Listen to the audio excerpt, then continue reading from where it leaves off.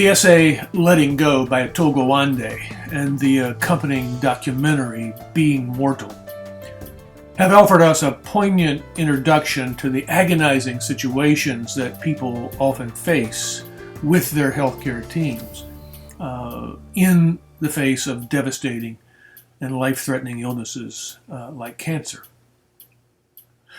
These situations, I think it's fair to say, raise moral questions for us.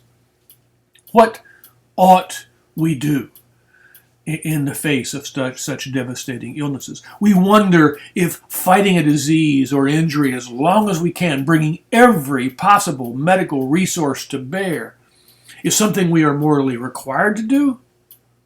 We wonder if it's an obligation, something we ought to do. Is it something good or virtuous people do?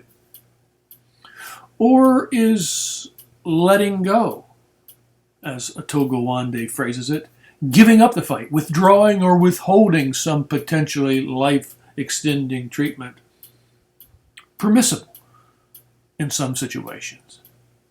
Or might letting go sometimes even be an obligation? Think about Sarah Monopoly's case. Is it possible that she and her physicians violated their moral duties by so aggressively treating her cancer? An awareness of the moral questions that arise in our experiences of illness or injury in our interactions with medicine presents another opening for the contribution that the humanities can make. Philosophy, which means literally love of wisdom, is an important discipline within the humanities. One important branch of philosophy is moral philosophy, or more often simply ethics. I will be drawing here on presentations I have made previously for my classes on biomedical ethics at Shenandoah University to help you begin to think ethically about end-of-life treatment decisions, or to begin to see how another discipline within the humanities, moral philosophy or ethics, can help illuminate our experiences of illness, injury, and death, and our encounters with medicine or healthcare. Place to begin is with definitions. A first task here is simply to define what ethics is. I define ethics as critical and systematic reflection on morality. Some people also call this, or sometimes this is also called, moral philosophy. The point is, it is applying human reason to the moral life. Let me say a word about critical reflection on morality. Critical reflection, as I'm using it here, means characterized by careful analysis and the making of judgments. It's not finding fault.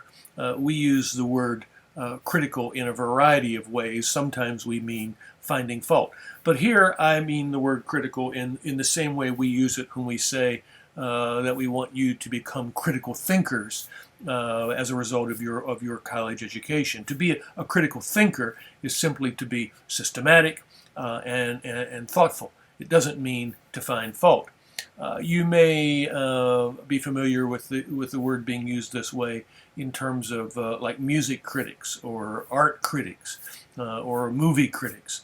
Those folks don't simply say bad things about the art, the film, the recordings that they analyze. They also say good things, but we call them critics because they engage in systematic reflection. A second thing to be said about critical reflection, as we're using it here, is that it involves becoming aware of multiple perspectives. You should not have the impression that in this course I'm going to tell you what's right and what's wrong about all the issues related to the practice of healthcare. No, there are going to be multiple perspectives on many of these issues, and a part of what being a critical thinker means, and critical and systematic reflection on the moral life means, is that you become aware of a variety of perspectives, including your own. One of the things we'll put under critical scrutiny in this class is our own beliefs and your own beliefs. You will step back from them, if you will, and think about them. Think about the reasons behind them. Compare them to other perspectives and the reasons behind those perspectives, and try to come to a more sophisticated conclusion as to whether your moral beliefs and your immediate reactions to certain moral issues are in fact the ones that you would want to keep after you start doing ethics.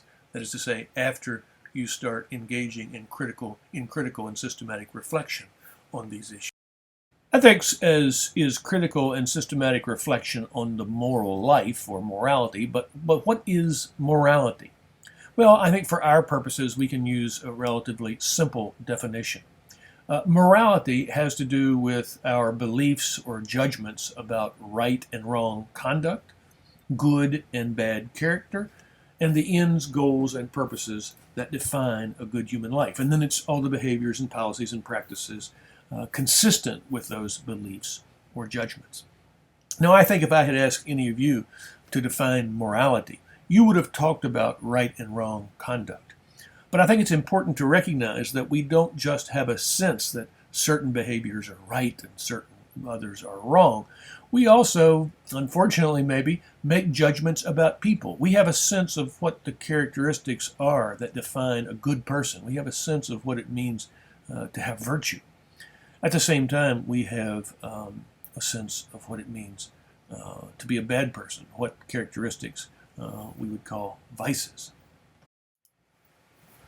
Possibly the most important and significant, profound aspect of our morality and of the moral life is our sense of the ends, goals, and purposes that define a good human life, the ends, goals, and purposes that give life meaning, that enable us to say that's a good life, or one has lived a good life. It's also important to think about that in relation to healthcare or medicine. I mean, clearly healthcare and medicine gain their significance because of their relationship to some of the important things we think define a good human life, some of the goals we have for ourselves. Obviously, we prefer being healthy to sick, being functional to being injured. We prefer being fully functional as human beings and being without pain and suffering. We have healthcare.